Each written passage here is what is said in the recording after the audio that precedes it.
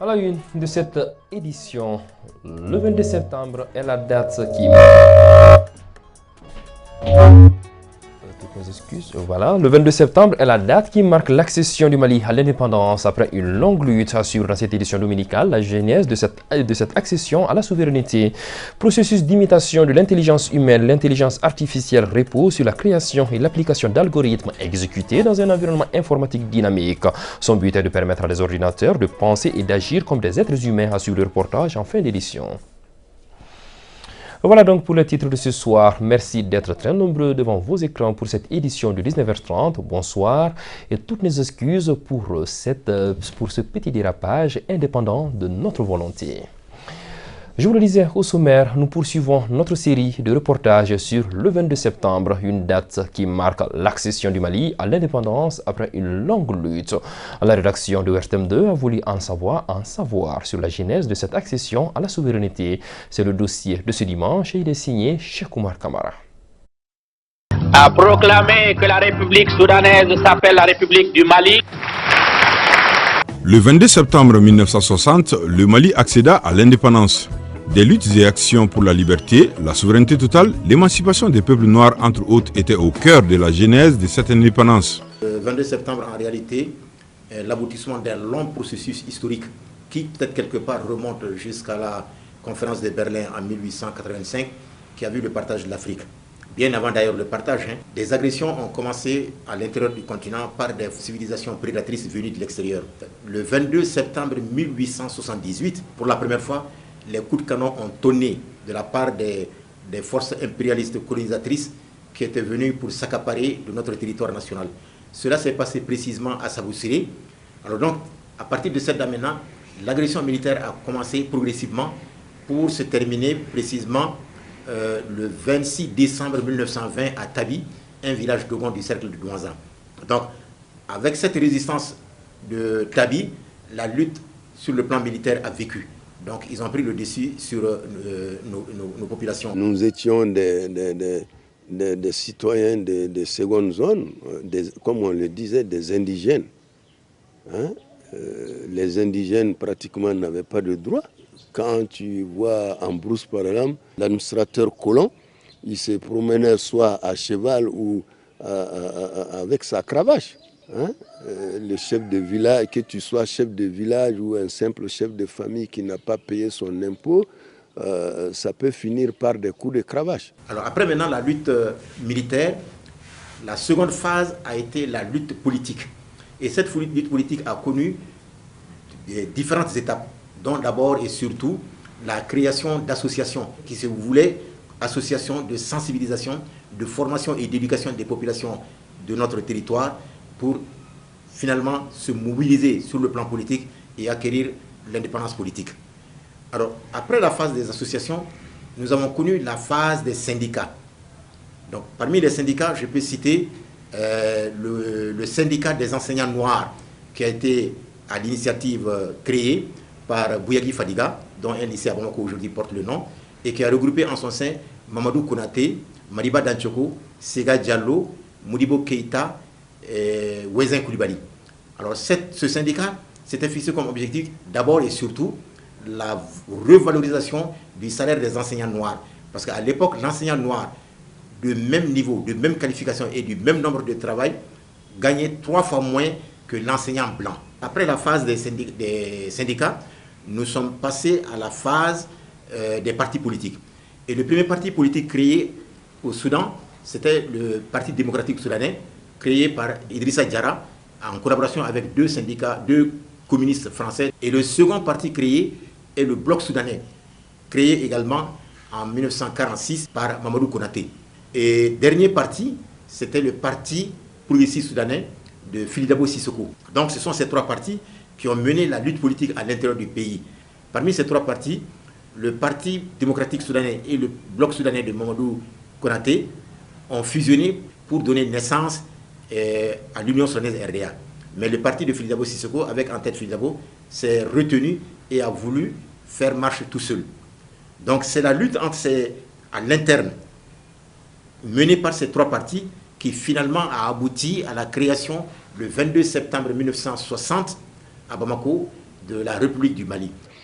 Et quand la proclamation de l'indépendance du Mali a été faite pour le 22 septembre, partout c'était des joies, la joie partout, des manifestations pour dire qu'on est indépendant, en retaillé. Les peuples africains subissaient des atrocités et toutes sortes d'injustices.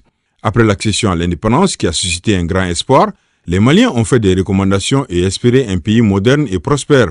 Ce qu'on ne dit pas souvent, c'est que tout n'a pas été rose pour les populations et les autorités. Bon, avec l'indépendance, on a constaté le départ du français. Donc, il n'y avait plus de français dans les bureaux. Les cadres européens ont été remplacés par des cadres maliens, donc des Noirs. Et moi, je dirais que l'euphorie n'a pas duré. Parce que très tôt, nous avons entendu nos parents se plaindre en disant vous, votre dépendance là, on a l'impression que le Toubabou rouge est parti, le Toubabou noir s'est installé à sa place. Les gens ne voient rien et les gens voient que le comportement n'a pas changé parce que l'administration n'a pas changé de comportement. Parce qu'on avait de ces commandants de cercle qui ont adopté la cravache comme le colon était. Et en brousse, pour seulement un retard dans le paiement des impôts, nos parents étaient installés au soleil entre midi et 14 heures.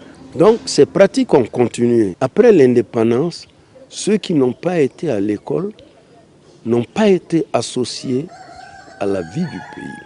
Je pense que sociologiquement, ça c'est des aspects qui ont fait que les gens ont déchanté parce que tout ce que l'indépendance devait nous amener comme autonomie, on ne l'a pas eu. Si on ne vous enseigne, si on ne vous enseigne pas ça, le pays reste, les hommes vont passer. Il y a toujours de l'espoir. Cet espoir, selon nos interlocuteurs, c'est aujourd'hui les Malicrois. Mais à condition qu'on s'adonne à la tâche pour bâtir un Mali qui répond aux aspirations du peuple par le courage, le travail, la justice, entre autres. À l'instant, le dossier sur la genèse de l'accession de notre pays à l'indépendance signé Cheikh Oumar Kamara. L'Association pour la reconstitution du couvert végétal vient de mettre à la disposition de Bolokoro et d'Oussoudiana, village situé dans la région de Bougouni, des centaines de pieds d'arbres. L'exercice rentre dans le cadre de la campagne nationale de reboisement. Saloum Konati. Qui plante un arbre n'a pas vécu inutile. Cette citation justifie l'acte patriote de l'Association pour la reconstitution du couvert végétal. Ainsi, les membres de l'association plantent plus de 800 pieds d'arbres à Bolokoro, situé à environ 42 km de Bougouni. L'initiative s'inscrit dans le cadre de la campagne nationale de reboisement. Partout où j'ai eu l'occasion à m'exprimer, je ne cesse d'appeler les uns et les autres à s'occuper de cette nature. Car l'eau est la source de vie et il n'y aura pas la pluie sans l'arbre. Plantons et entretenons les arbres pour la génération future. Le directeur régional des eaux et forêts de Bougouni rappelle l'importance de cette initiative pour la reconstruction du couvert végétal et la restauration des terres dégradées. Nous sommes vraiment très reconnaissants vis-à-vis de cet acte. Les propos que vous avez tenus, en tout cas les appuis dont nous pouvons vous apporter, Inch'Allah, nous serons prêts toujours sur le plan technique quand même de vous apporter tout ce que nous pouvons et tout ce que nous avions appris à l'école. Depuis 1995, le service des eaux et forêts a adopté une politique de lancement de la campagne de reboisement. Chaque année, en cette période, il y a un lancement officiel pour nous permettre de véhiculer les informations aux uns et aux autres, les sensibiliser pour avoir une pensée à l'arbre. L'arbre est une ressource naturelle qui ensemble forme la forêt, un écosystème particulier. Et cet écosystème qui nous permet de vivre. L'événement qui nous réunit ce matin a toute sa signification car il démontre à plus d'un titre la détermination et la volonté d'une brave dame, en l'occurrence Mme Djaï Mariam Sangari, fille du terroir et présidente de l'association pour la reconstitution du couvert, dans la protection de son environnement, de contribuer à la restauration du couvert végétal, tant nécessaire dans la commune de Bolofouta et Djigya de Colonie. Selon la présidente de l'Association pour la reconstitution du couvert végétal, un suivi sera fait afin de favoriser l'évolution normale des plantes. Le Mali fait partie de ces pays africains dotés d'une énergie propre par excellence, une énergie fournie par le soleil, le vent et les chutes d'eau. Et le soleil reste le plus exploité parmi ses ressources naturelles à travers l'utilisation des panneaux solaires. De la maison en passant par le champ et même dans certaines entreprises, les Maliens se sont tournés vers ces panneaux en matière d'énergie électrique pour combler ce manque causé par les coupures intempestives. Malgré tout, l'on se demande quelle est la fonctionnalité de ces panneaux solaires pendant la saison des pluies. Aïssa Taba nous donne des éclaircissements. Pour pallier tant soit peu les problèmes liés au changement climatique et surtout à la coupure d'électricité, l'exploitation de nos ressources énergétiques demeure une alternative. Parce que vraiment aujourd'hui l'énergie c'est très coûteux. Donc beaucoup de gens sont en train de migrer vers les panneaux solaires. Donc nous avons les stockages, les types de stockage, des batteries gel, des batteries lithium. Ces énergies nous permettent de satisfaire nos besoins énergétiques, en même temps de contribuer à la protection de l'environnement. Comme vous le savez, ces énergies sont souvent appelées des énergies propres, car c'est des énergies qui proviennent de phénomènes naturels qui, à l'échelle humaine, sont considérés comme inépuisables, par exemple le vent, le solaire, l'eau, les déchets et la géothermie, ainsi de suite. Si certains estiment que ces panneaux solaires ne sont fonctionnels que sous le soleil ardent, les spécialistes nous apprennent que même pendant la saison de pluie, ils continuent à fournir de l'électricité. Cependant, un entretien régulier s'avère nécessaire. Dans l'utilisation, il y a des techniques pour pouvoir diminuer l'impact de la saison des pluies, surtout dans les dimensionnements, parce que pour pouvoir faire un bon système, il faut un bon dimensionnement. Dans les dimensionnements, on tient compte du mois les moins ensoleillés de l'année. Donc la saison des pluies fait partie.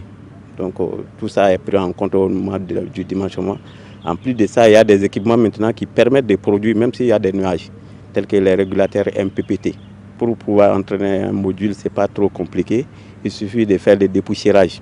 Mais seulement comme c'est des équipements qu'on rassemble, donc il y a des endroits de connexion qui sont dedans, qu'il faut vérifier périodiquement. Au regard des facilités que les panneaux solaires offrent aux utilisateurs, de nombreuses personnes s'en approprient, une situation qui profite bien aux commerçants. Les panneaux sont utilisés pour plusieurs besoins, notamment dans les bâtiments à travers tout ce qui concerne l'électricité. Actuellement, ils peuvent même pomper l'eau. Le marché est rentable dans ce sens. Nous, on s'approvisionne par la Chine. Les panneaux existent sous différentes formes et les prix aussi diffèrent. Malgré la forte demande des panneaux solaires sur le marché, l'AER, l'Agence des énergies renouvelables du Mali, juge peu satisfaisante son exploitation. Le Mali, c'est un pays très vaste. Si on dit à la population d'attendre les lignes électriques, certains vont faire 50 ans, ils ne verront pas l'électricité. Mais avec l'énergie solaire, on n'a pas besoin de lignes électriques. On peut servir ça, c'est la technologie même qui se prête à ça. C'est les avantages. Et on peut aller dans chaque point, là où il y a les besoins, produire l'électricité qu'on a besoin pour satisfaire ce besoin. L'utilisation à grande échelle du potentiel qu'offrent les énergies renouvelables sera d'un apport déterminant dans la réduction des impacts de changement climatique. Les secteurs peuvent également favoriser la création d'emplois. Autre grand titre de cette édition du 19h30, l'intelligence artificielle, par définition, est un processus d'imitation de l'intelligence humaine qui repose sur la création et l'application d'algorithmes exécutés dans un environnement informatique dynamique. Son but est de permettre à des ordinateurs de penser et d'agir comme des êtres humains. Bien qu'elle enregistre des avancées très utiles dans la vie de tous les jours, elle présente aussi des failles, lesquelles peuvent engendrer des conséquences désastreuses, comme le raconte ici Lala Diarra Touré dans ce dossier. Une voiture sans chauffeur, des téléphones et ordinateurs à la pointe de la technologie. Inventer des faits qui ne se sont jamais produits en réalité. Traiter des thématiques avec seulement quelques données de référence. Ce sont là quelques-uns des progrès réalisés par la science. En effet, tout cela est possible aujourd'hui grâce à l'intelligence artificielle. L'intelligence artificielle est dérivée de l'intelligence humaine. C'est un ensemble de procédés techniques mis en place pour permettre aux machines, aux ordinateurs d'imiter une forme d'intelligence réelle. Quand on parle d'intelligence artificielle, on parle des données, des data.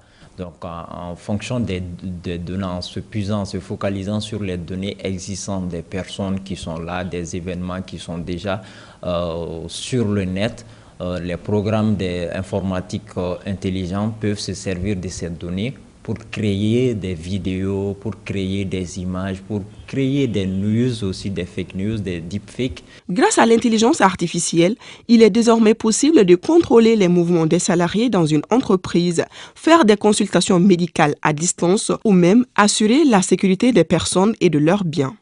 Nous avons une solution de gestion de pointage par la reconnaissance faciale qui permet au RH, aux chefs d'entreprise d'avoir une vue d'ensemble sur l'activité globale de chaque collaborateur. Donc en matière de sécurité également, la sécurité et la sûreté publique peuvent être assurées par l'intelligence artificielle parce que d'autant l'avenir de la sécurité ne sera plus assuré par les gardes du corps, les agents de la sécurité. Un logiciel de reconnaissance faciale qui optimise la sécurité, qui alerte en temps réel, qui aide les forces de l'ordre à mieux s'outiller de cette nouvelle technologie.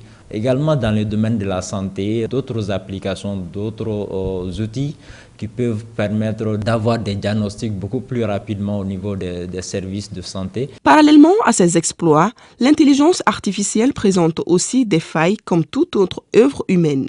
Les réseaux sociaux en sont l'illustration parfaite. Des individus mal intentionnés appelés cybercriminels qui piratent les systèmes informatiques des grandes entreprises ou même des particuliers dans le seul but de les faire chanter. La première de la sécurité, c'est d'abord faire attention à ce que vous postez déjà. Ces personnes qui vont venir vous arnaquer, faire du chantage et tout, c'est uniquement parce qu'ils ont des informations compromettantes sur vous.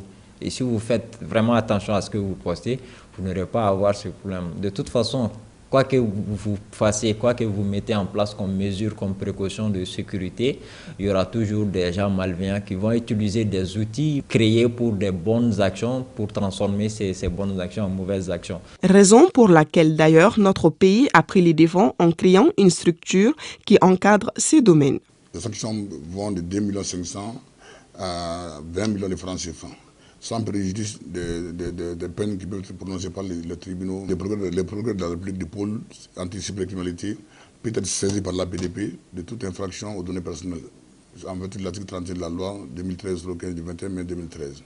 Les nouvelles technologies doivent donc être utilisées avec parcimonie pour éviter des surprises désagréables dans le futur. Une fois que c'est sur Internet, même si vous, en tant qu'utilisateur, vous, en tant que propriétaire du poste et que vous-même vous avez posté, après vous avez décidé de supprimer, il y aura toujours une trace. Donc faites beaucoup attention à ce que vous postez. Vous pouvez être sur Facebook, sur Twitter, sur WhatsApp, sans pour autant publier. Donc si vous devez publier également, faites en sorte que vous publiez utilement et que les informations que vous publiez ne soient pas compromettantes et que ça ne puisse pas nuire à quelqu'un d'autre dans l'avenir.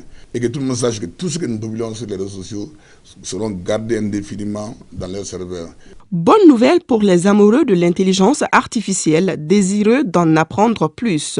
Un centre de formation verra bientôt le jour dans notre pays, car les travaux de construction ont déjà commencé et la première pierre a été posée par le président de la transition, le colonel Assimi Goïta. Ceci met un point final à cette édition de 19h30. En ces douloureuses circonstances pour notre pays, nous restons aussi compatissants et solidaires au peuple marocain.